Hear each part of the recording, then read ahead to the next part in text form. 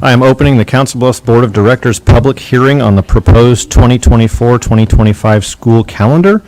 Let the record show that all board members are in attendance and present for this hearing. The Council Bluffs Community School District is holding a public hearing on the proposed 2024-25 school calendar. Thank you, Mr. Tripp. At this time, I'd like to invite Ms. Ostrowski to the podium. She's going to walk the school board members through our proposed calendar. We've done several outreaches with our staff, superintendent roundtable, our administrators, so several groups of feedback. So we just wanted to bring that before the board before we ask for the vote. So Ms. Ostrowski. Wonderful, and good evening. I get to open the meeting today and end it, so you're lucky, right? As a reminder, our Iowa has some regulations around our school calendar. First of all, the school year is to begin no earlier than August 23rd, and we will talk a little bit later in our legislative update about some proposals out there with legislation that would give us more flexibility. So I'll be sharing that a little bit later. The school year must include at least 1,080 hours of instruction or 180 days. In our district, we count by hours of instruction. And it can include up to 5 remote learning days, as we have taken advantage of this year.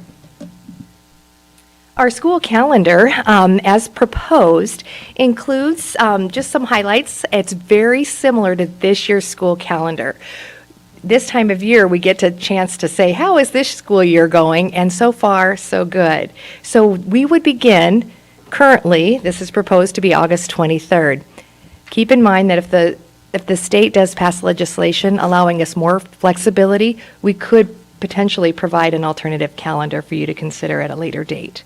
But this, unfortunately, this year, Friday begins, or this coming year begins on August 23rd begins on a Friday. So kind of an odd day to start school, but we don't want to wait then clear till the 26th to start. So that is the proposed start date on this calendar for your consideration.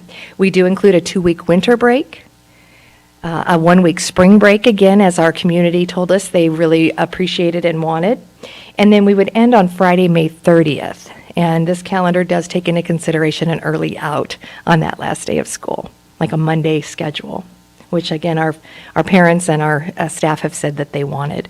So those are the highlights. It does include 1,090.33 hours of instruction, which is slightly above what our required number of hours is set. So we have some wiggle room for some days that we could either cancel and not hold a remote day for snow or other winter weather, or to have a late start, for example, or early release. So that flexibility is very helpful. The next steps would be to bring this calendar to you at the next regularly scheduled meeting on February 27th. And then we would communicate the calendar to families and staff, and then develop the employee calendars that would coincide with the school year calendar. And that is my presentation for you this evening.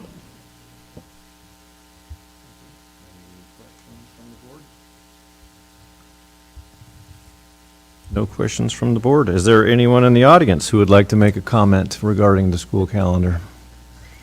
Nobody? All right. Thank you very much for your attendance. Thank you, Ms. Ostrowski. At this time, I'd like to invite Mr. John Stile to the podium. He is going to present during the public hearing regard the bid that has come back for, it says Thomas Jefferson. Is it just Thomas Jefferson, or is it Thomas Jefferson and Longfellow? Yeah. This is the public hearing for the ERV dash. Okay. Yeah. So I need to end this one. and All right, open yeah. the new one. Oh, I think we can do both together, can't we? Or do we need to in one public hearing and do the next?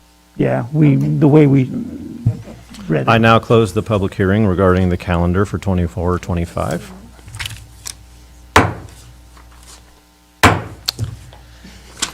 The Council Bluffs Community School District will now hold a public hearing on the Thomas Jefferson High School ERV3 and RTHP2 replacement. Thank you, Dr. Murillo and board. At this time, I'd like to invite Wyatt Werg with ETI Engineering to the podium to present. Hello, I'm Wyatt Wurgis, Engineering Technologies, mechanical engineer, and no, I don't know how it's possible, but the ERV is not suspended from, it's not upside down, hanging. Not sure how that happened, but anyway.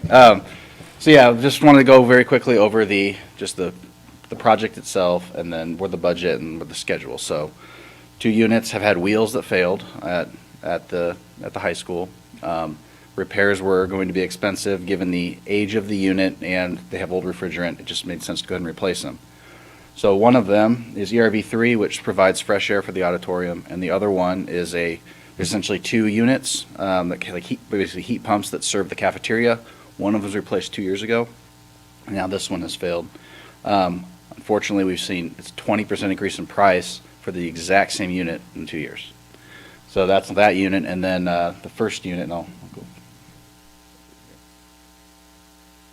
lose schedule first. So we've already kicked off the project. We're actively designing right now. We have a progress that we're going to send out to John and his team tomorrow. And then we've really accelerated this schedule way ahead because we have lead times we've got to address. We got to have adequate time for bidding and pre-bid walks and all that stuff, and then we've got to order it. So right now, we took all of that time that we usually would have to design, and we just compressed it, and so we're at a very accelerated rate. So right now, we're still on pace to have everything in construction completed by the beginning of school next year. The actual design itself is pretty straightforward. It's basically grabbing those units, picking them off with the crane, modifying some ductwork, and trying to do all the work above the roof level. And then here's the opinion of cost. So we basically there was 2 different bids that provided directly by contractors. We kind of took those numbers, we analyzed those, and we actually have included, we're looking at some more cost-effective alternatives. The ERV3 unit, that's part of the project. If we went a like-for-like unit, it was like $90,000 more than another manufacturer we're looking at. This budget reflects that additional $90,000. We were hoping to avoid that as we work through the design. So we have some cushion in this number right now to try to protect from some previous projects where we've had scope creep we didn't anticipate. And so we're carrying a lot of contingency, and we're carrying some extra fluff in that number just in case we, for whatever reason, find out we can't use this alternate unit. So just for your knowledge. That's more or less it, and I'm hoping we get good bids in here. So do you have any questions? The new control system for the heat pump and the ERV will fit right in with our existing. Yep. And just a matter of putting in new sensors for the Yeah, so equipment. for these types of this type of equipment, it's DX package. So we like to use package controls that the manufacturer provides, and then we interface and make sure that all is spelled out very cleanly and clearly in the construction documents.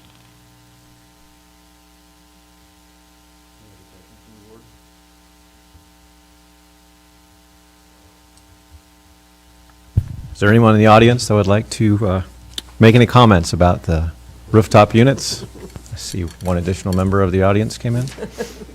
No. Seeing as there is none, thank you. I now close this public hearing. All right.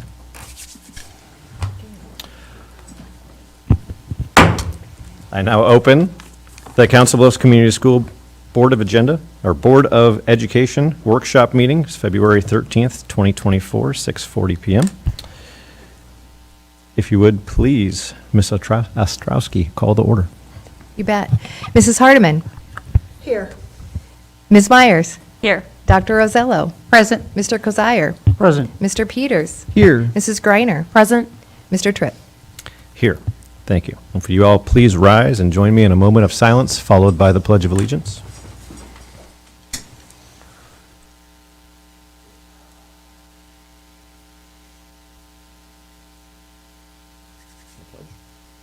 I pledge allegiance to the flag of the United States of America and to the republic for which it stands, one nation, under God, indivisible, with liberty and justice for all.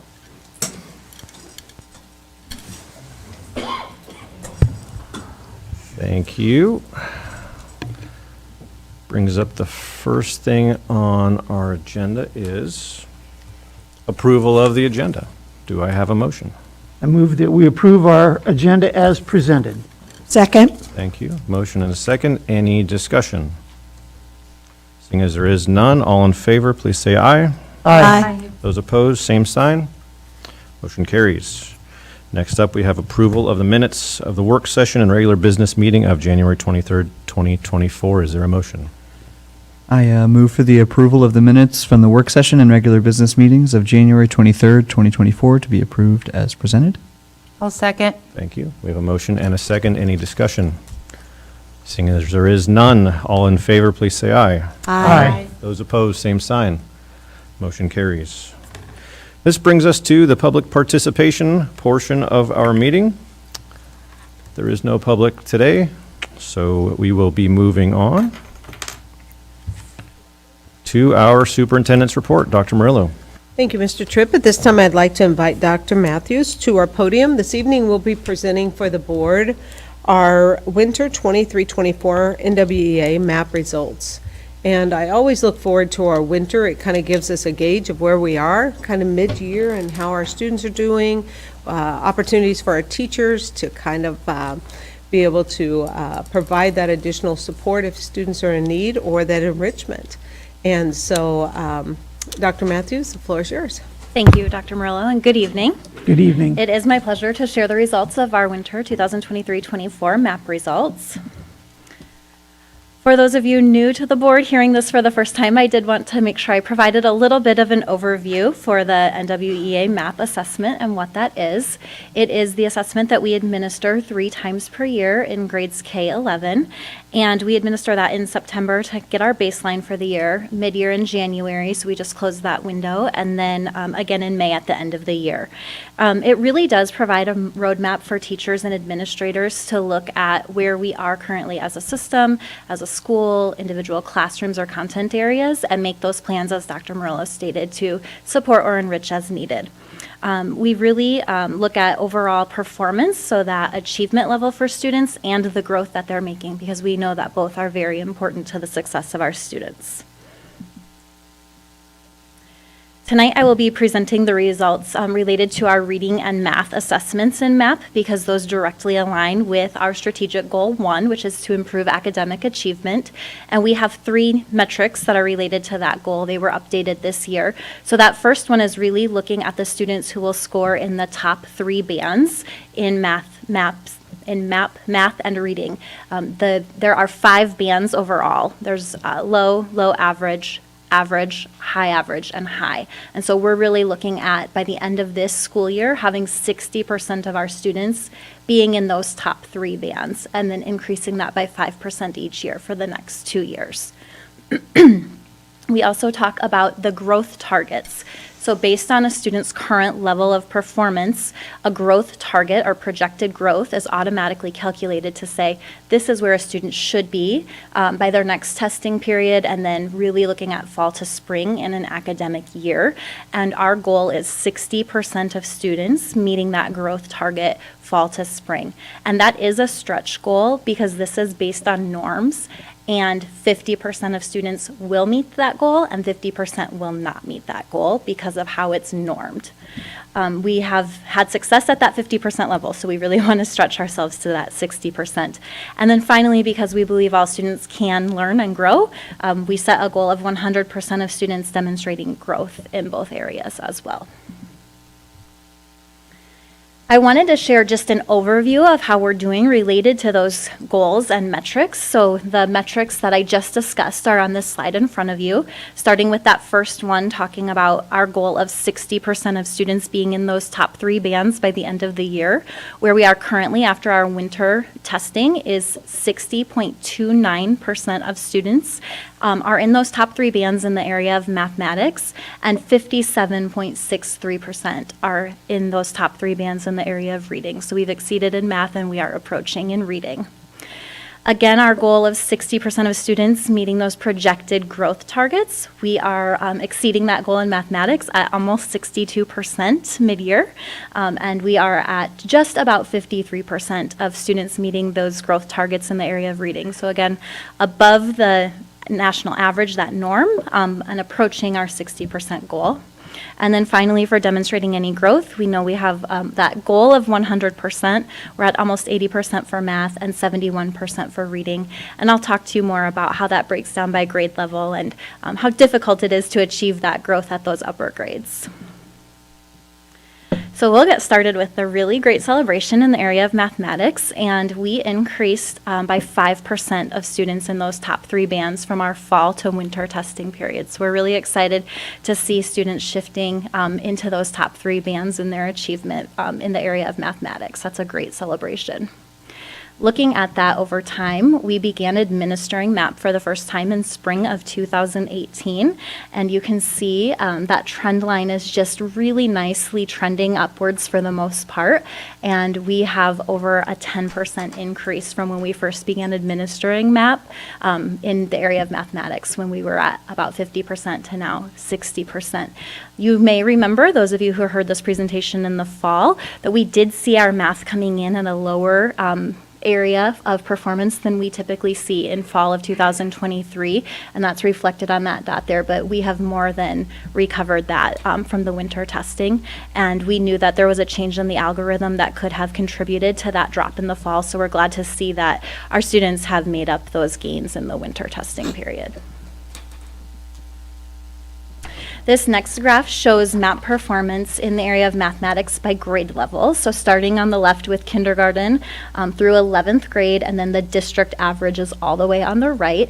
These are the percentages of students who are in those top 3 bands at each grade level. What you can see here is that our highest performing grades continue to be kindergarten and first grade. That is not unusual. It's what we typically see. Another point here is that more than half the grades and the district average are already surpassing that end of year goal of 60% in those top 3 bands. We do recognize and see that 6th grade and 11th grade continue to be an area of focus. So that is something that we are continuing to work through. Looking at cohort data, that teal line is showing how students performed this past fall, laid over then the purple bars for how they performed in the winter. And what you can see there is that nice 5% increase as a district overall. I also wanted to point out some other celebrations. We had double-digit increases in 2nd and 3rd grades, 11 and 13% respectively. And then we also had increases in all but 3 of our grade levels, and those 3 grade levels had pretty slight decreases for the most part. So I'm very excited to see that we're moving those students from fall to winter in the right direction. The second metric we look at is those math growth targets and the students meeting that projected growth. So this chart is showing you the percentage of students by grade level, again starting with kindergarten on the left through 11th grade on the right, who met their projected growth from fall to winter. I put a teal line on there just to show you where that 50% is, what that national average or that norm group would be, and then that gold line is showing that 60%, our personal stretch goal. And again, really some exciting things. All but 1 grade level and our district as a whole exceeded that national average of 50% of students meeting their expected growth targets. So that's really great news for our students to be closing that gap and meeting those growth goals so they can continue their achievement as well. Another celebration related to our district goal is all of our elementary grade levels surpassed the end of year goal of 60% meeting those growth targets, and 1 grade level even exceeded 70%, with others approaching that line as well. Our third metric is about the percentage of students making any growth. So this graph is showing you again, kindergarten through 11th grade, the percentage of students making any growth from fall to winter.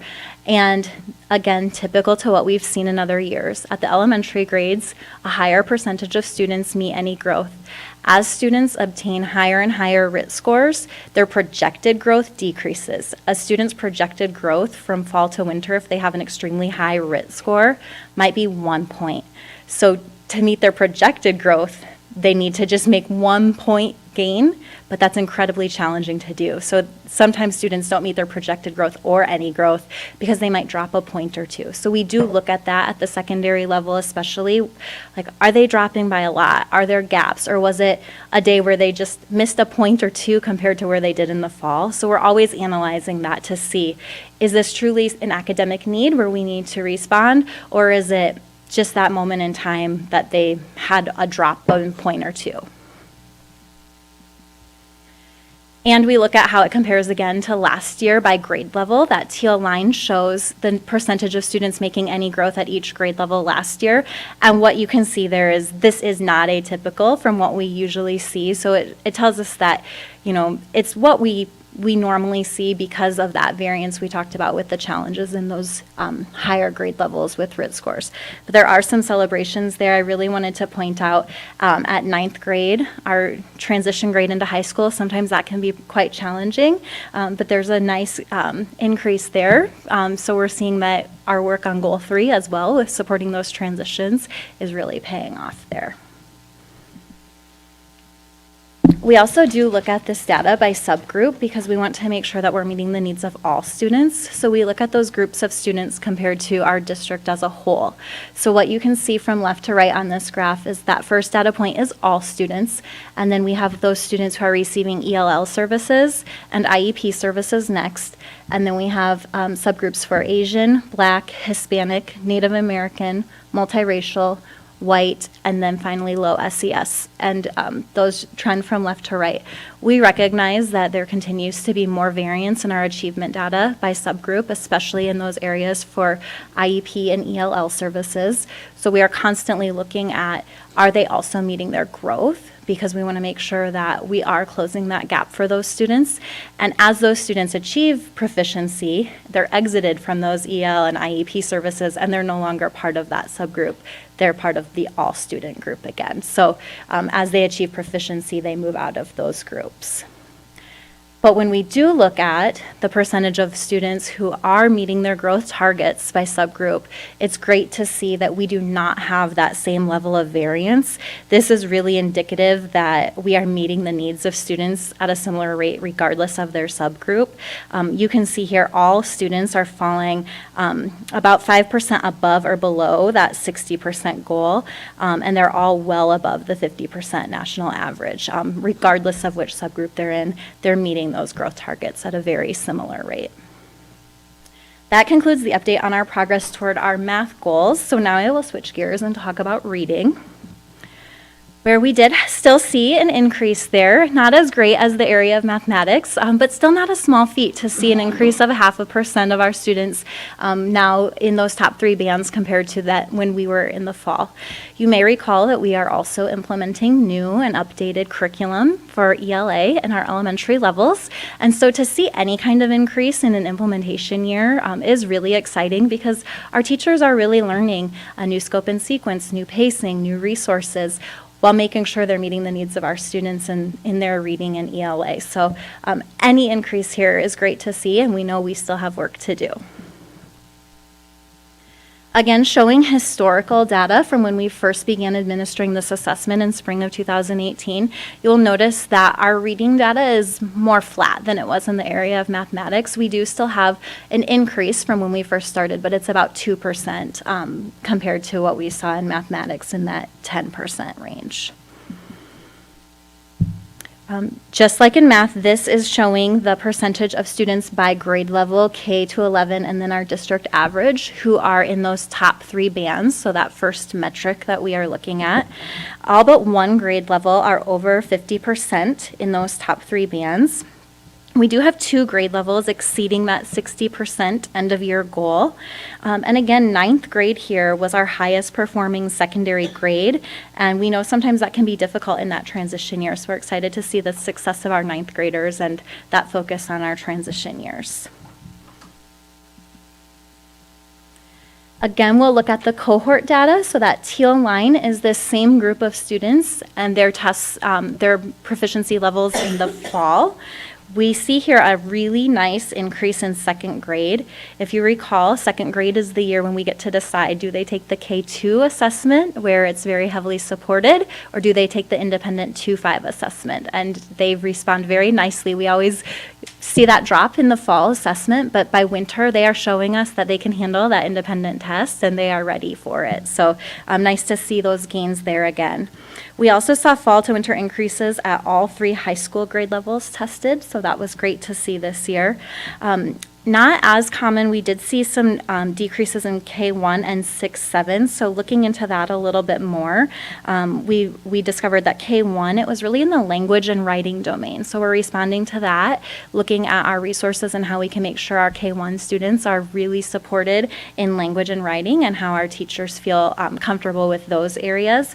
And then in 6th and 7th grades, it was the area of vocabulary that was their lowest compared to the literary and informational text. So again, making sure that as a system, we're looking for those trends and making adjustments within our curriculum resources and maps to support students and teachers.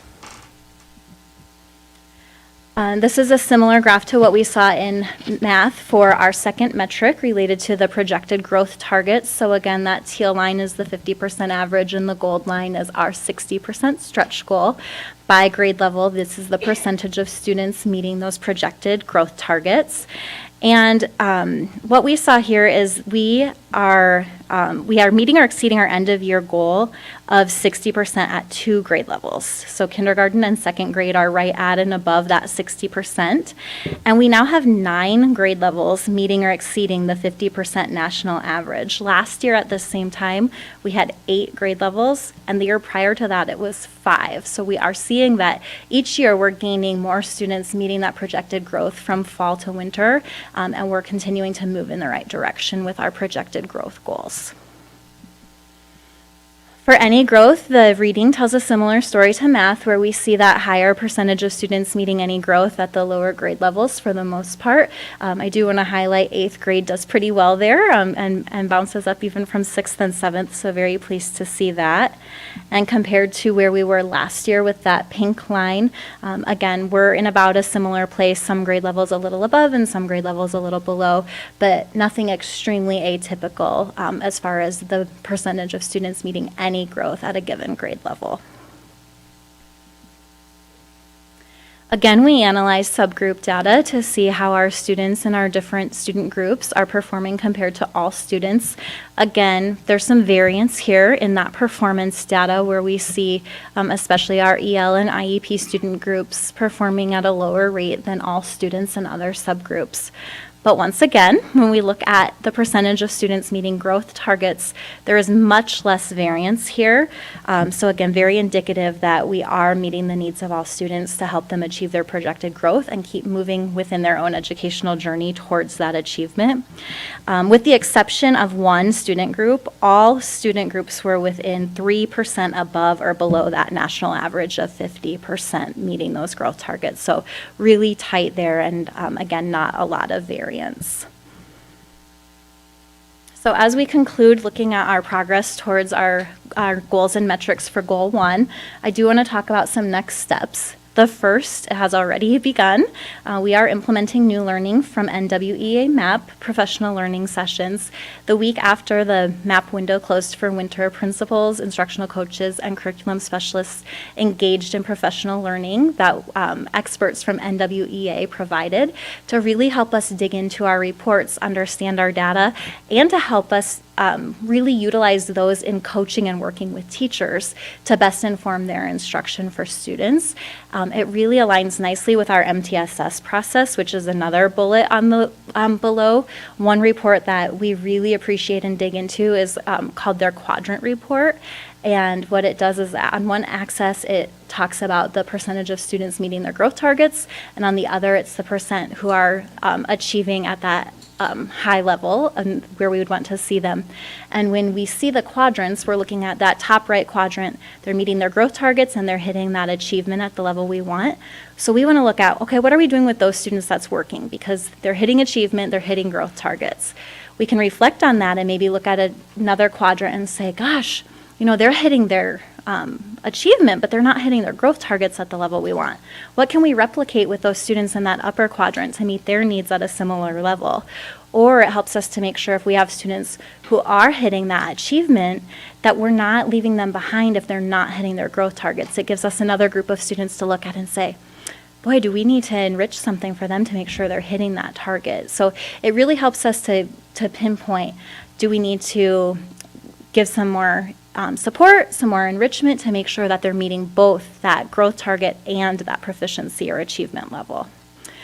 We are also engaging in data roundtables with school leaders, so principals will come in this week actually and share with members of cabinet updates on their school improvement plans. And like we talked about, they are digging into this at the school and classroom level with their teachers too, so they'll provide us with some updates on their actions, and also if they have any needs or requests from us, it helps us to think about how we can provide resources and maybe shift supports to make sure that the supports we're providing match the needs of the schools. We will continue to focus on implementing grade level universal instruction. We're continuing with our learning walks to see how our implementation is going, especially with our new elementary ELA resource. We already conducted initial implementation visits in the fall to check in with teachers and schools and principals. How's it going? What are some barriers and challenges? What are the successes? Where do we need some adjustments? We're constantly getting feedback from teachers after each unit too on those, so we can adjust our curriculum maps accordingly for the following year. We'll be continuing those throughout the spring at all levels for ELA and math as well. I already mentioned some strategies we use to leverage the reports from MAP to leverage MTSS to identify and respond when universal instruction is not enough, whether students need more support or more enrichment. And then we also use this data to begin recruiting for our summer learning opportunities. And we will begin enrolling for those opportunities in March and really targeting students who we think would benefit most from having that extra support throughout the summer months. That concludes the updates for winter MAP. I'd be happy to answer any questions you may have.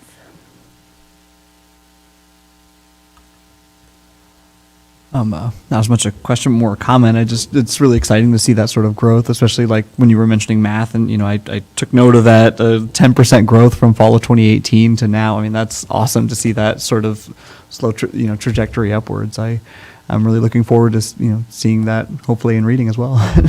Yes. This is just a general question. What does SES stand for? Socioeconomic status. Okay, thanks. Can't get rid of those acronyms. I'll add it to the list. Sorry. Yeah. So you talked about the quadrant of learning. Could you describe what it looks like in our district? Of course, you said we want the upper right because they're meeting growth targets and they're in the upper three bands. What does that chart as the district look like? Hopefully, we don't have a lot in the lower left and more in the upper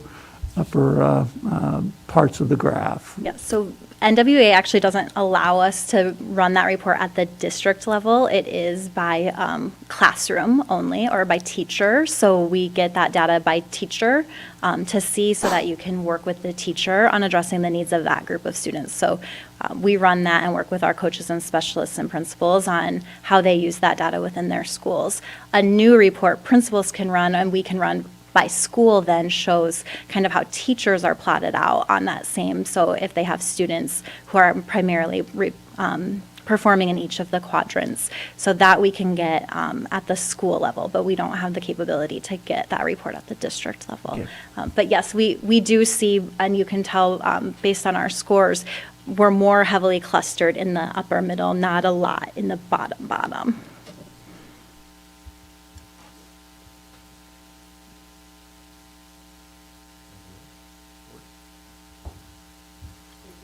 Thank you. And for our next presentation, I will invite Ms. Ostrowski to come back to the podium. Ms. Ostrowski will be providing us with a legislative update this evening. I'm sure we will have a lot of conversation. I have a lot of backup stuff in case there's tough questions. So, Ms. Ostrowski, the floor is yours. Thank you, Dr. Murillo. And we provide on a weekly basis some resources to you that are highlights of what happened the week prior. And those are from our partners at the state level with IASB, SAI, and the Department of Ed, for example, and the Urban Education Network. And Dr. Murillo is our resident expert on anything legislative, so I'm going to start, and she may jump right in, which would be wonderful. So tonight I'd just like to give an update on where we are in the legislature this year. Reminder of our legislative priorities that were adopted by this board in October. And I'll provide first a little bit, just one example of some legislation that's pending related to each of those. First of all, there's a Senate file that is about preschool funding, and this is exciting. This has been a goal of our district, right, Mr. Kozier, for years and years. And this would escalate from 0.5 funding for each preschool child up to 1.0 funding over 3 years. But this is specifically for children and families who are of a certain poverty level. And in 2024, that poverty level would equate to about $50,000 to $8,000 in family income for a family of 4. Okay? So that one's exciting, and we're going to be watching that. There's another Senate file that would reestablish the deadline for open enrollment. You might recall that, was it 1 or 2 years ago when they wiped the previous March 1st and September 1st deadlines and allow people to open enroll in and out any time of the school year, which makes it very difficult to plan for enrollment class sizes and for funding. That March 1st is a deadline for returning students or those not entering kindergarten, and the September 1st, they give you a little bit longer for those families choosing to where to go during their kindergarten year.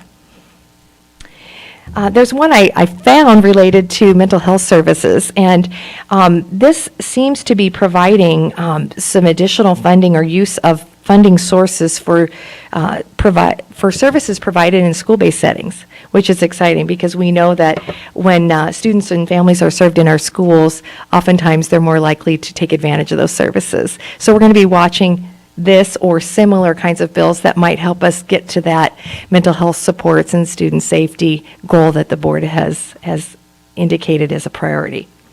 And then another priority-related bill is the school start date. And this, I mentioned briefly in the calendar conversation, but there are a variety of options that would allow us to start other than specifically August 23rd or after. One of them is interesting because it's tied to the state fair, which has long been one of the reasons why they don't want to start too early in August. And it would state that you could start the Tuesday after the state fair concludes. And as you might realize, the state fair is a little bit different week every year.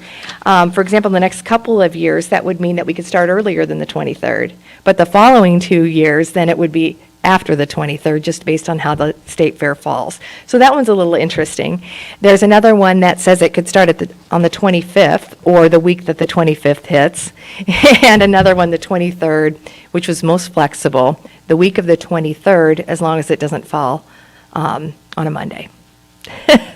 So did I confuse you thoroughly? But we we will be watching those. But the good news is that they are talking about some flexibility, which we know, especially given the 23rd this next year starts us on a Friday, that isn't ideal. So it provides some more local control over when to start, which is good. Okay. The legislature has not yet addressed the state supplemental aid, which, as you know, is the amount of funding that a school district will receive for the next year. And as we begin talks about next year's budget, it's really critical that we know what that funding stream will be. The governor did propose a 2.5% increase, which would take the funding amount per pupil up $191 for next year. And because of our enrollment decline, we would only be able to take advantage of a 1% budget guarantee.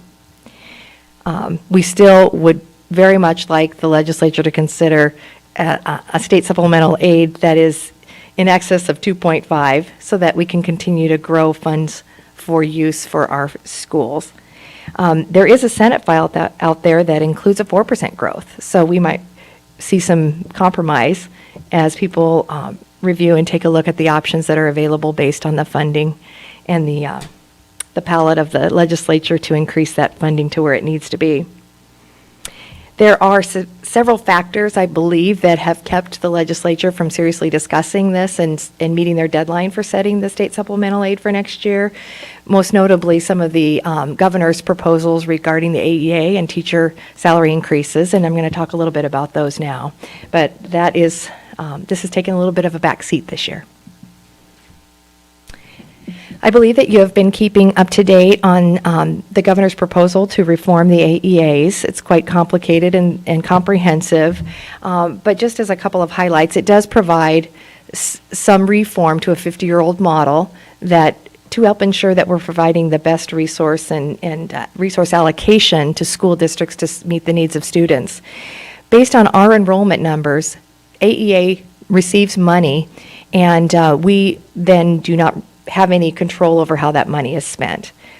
We would prefer that, even though we really appreciate and work closely with the AEA representatives who serve our schools, we'd prefer to be able to allocate those resources at a district level to meet the needs based on the students we're serving. This is true for those who we're serving in special education, as well as the media and ed services flow through that of about $1 million that we send, that is sent to the AEA on our behalf, but that we do not utilize. In that same legislative priority is proposed legislation that would increase the starting salary for new teachers to at least $50,000, and also increase the more veteran teachers of 12 plus years to $62,000 or above. And we are anticipating what those salary schedules would then look like as we take a look and prepare for offering contracts for our teachers for next year. So of course, we'd love to have this resolved so we can go ahead and proceed with that. And this is a priority for us, and we support it. Just a few other education-related bills, and I know you can appreciate that things happen quickly. Well, first of all, they happen slowly, and then they happen quickly. So we'll try to stay up to date on these and keep you informed. But there's Senate Study Bill 3157 that includes kind of a combination of categories, 4 divisions. One adds categorical funds to the amount that is sent per student away to another district. And so before it's been that state supplemental aid amount, the 7,000 some, but then additional funding that we receive for categorical teacher, TLC I think is one, and some others where we would continue to send additional funding. And I think it's about, well, I won't, it equates to about a fiscal impact for us of nearly $440,000 that would be sent to the other schools based on those categorical funds. The other one would give charter school organizations first right to purchase any vacant school buildings. This one includes a provision for school year start date, and this is the Tuesday following the end of the state fair that I mentioned earlier. And then finally, there's a division in this bill that would talk about charter school board members not being required to live or reside in Iowa.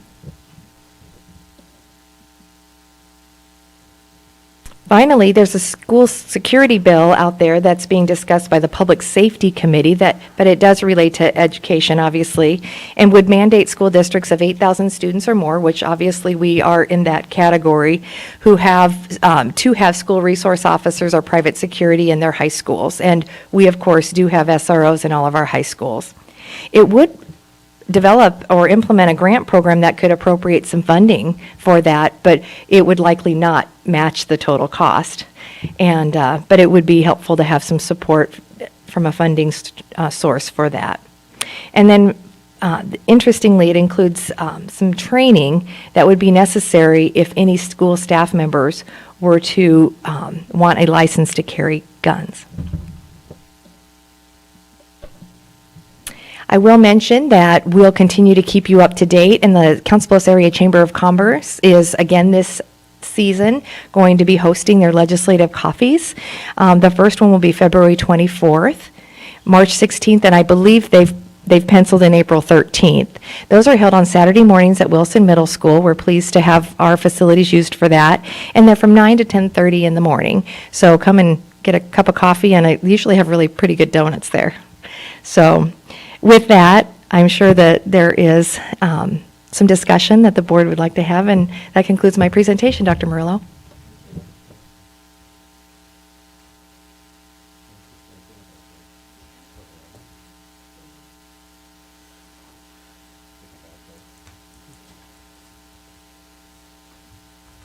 Would the vouchers be increasing also this coming year?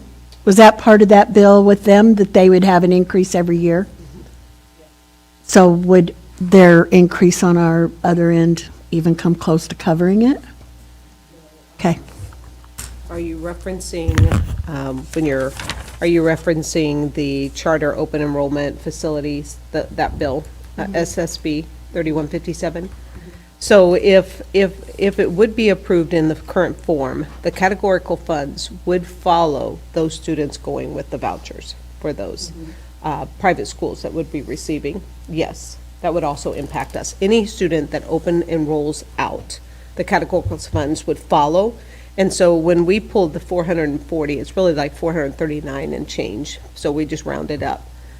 That is on the current open enrollment students out, the funds we would lose. That would go out the door with them. Yeah, if they come back, the funds come back. The student open enrolls from a district that's getting the full 2.5. Coming to us, and we're only getting the 1. Do we get that 2.5 from the district? We would receive the categorical funds for the students that open enroll to us, just as we would have to send the categorical funds to the district, to students at district open enroll out. That makes sense. Ms. Hardeman, I don't know if you're referencing this, but each year, there is an increase in the number of families who can take advantage of the vouchers as well, based on their income level. Ending next year, or I guess be the third year of the program, where anyone can take advantage of the vouchers, even if they've already, for many years, been enrolled in a private or Catholic education.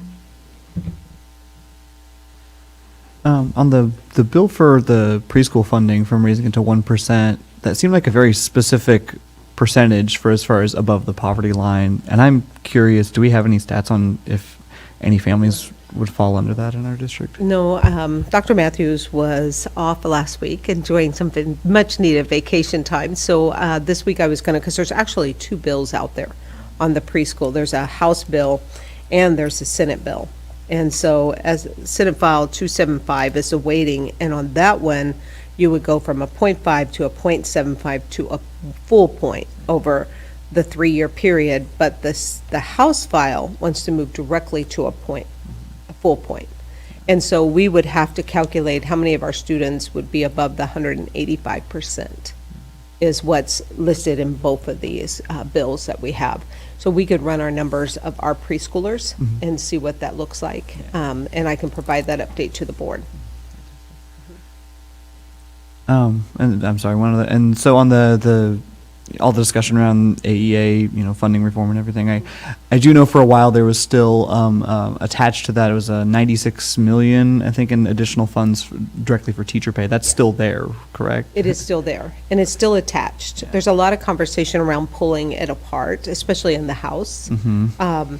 And we have some really good representatives that are up there. Josh is working hard, Brent's working hard, Dan, Matt, they're really all digging in and trying to find what's the best fit. And so I don't know if that teacher pay will be pulled out and then the bill's decided separately, or it will remain in, but currently it's still in the one large drop. Yeah, time's of the essence. I think the funnel, the first funnel, it's the 16th, I think, isn't it? Is that right? Yeah. Yeah, this is the final week of before the funnel. Yeah. So every crunch time I time. see something that's still in subcommittee or in committee, it's like, oh, that's not good. Yep. Yeah.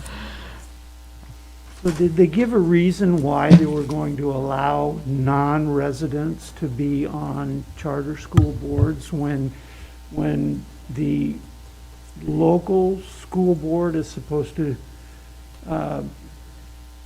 be responsible for that charter school?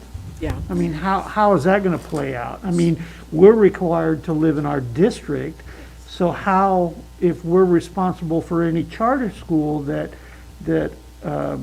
comes up in our district, how can a non-resident, non-elected member become, be part of that charter school board?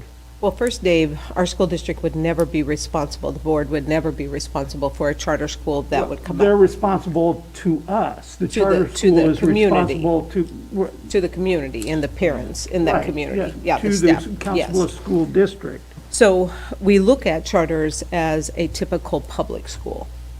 And most charters are for profit, and which does not then kind of give you the same feel.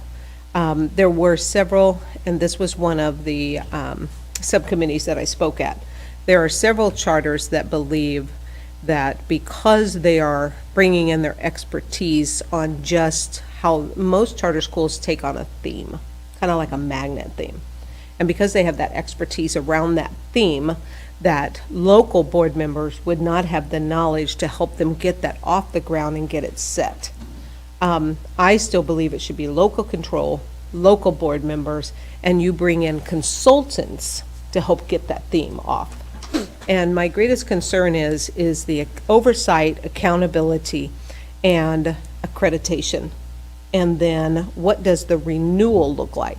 There was one charter school that was mentioned that had done, they talked very highly about it, and it is one that is here already in Iowa. But when you search that in another state, that charter came up from renewal, and they had 16 conditions they had to meet to get the renewal. So you wonder how long or what kind of oversight is provided over charters to ensure that students are receiving high-quality education when there is not local control. And so there was a lot of discussion, and a lot of the subcommittee members were not in favor of allowing people to be on the boards outside of that local area. So they shared a lot of your concerns there, Dave. But that is a model that a lot of charters bring to many states that set up.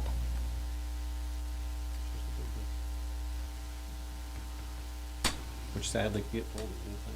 Imagine having a kid enrolled for 3, 4 years, and Yep. then it's just gone, and they Yep. have to go, hopefully, back to, They go back, and let's hope they've had Not the be same high credit quality. efficient, Yeah.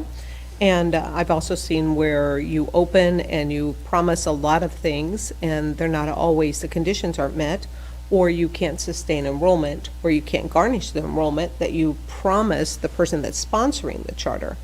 And so, and then if a charter opens late, they're just hustling for teachers, and it just, the point I made is we need to go slow to go fast with this. I believe in competition. I'm very competitive. I know what every one of these districts are doing around me, right? We want to be competitive. We want to have good schools. We want our students to succeed.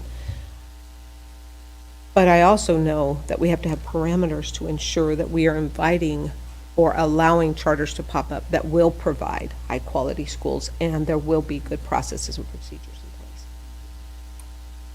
Some charters are very, very good. In Kansas City, there were the Kaufman Charter was an excellent charter and just produced some really high-quality kind of themes that come out, and students had great opportunities. But we also had some that would have been maybe successful in Texas, like KIPP, but not successful in Missouri. So it really just kind of depends how you get it off the ground, who's really bringing it, and what their theme is, or, and what they propose.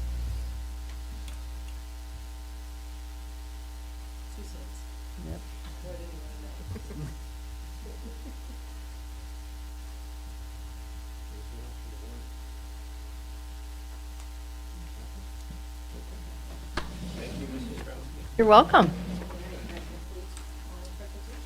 all right. And that concludes our meeting. We are adjourned. They would give them. I mean, to not allow charters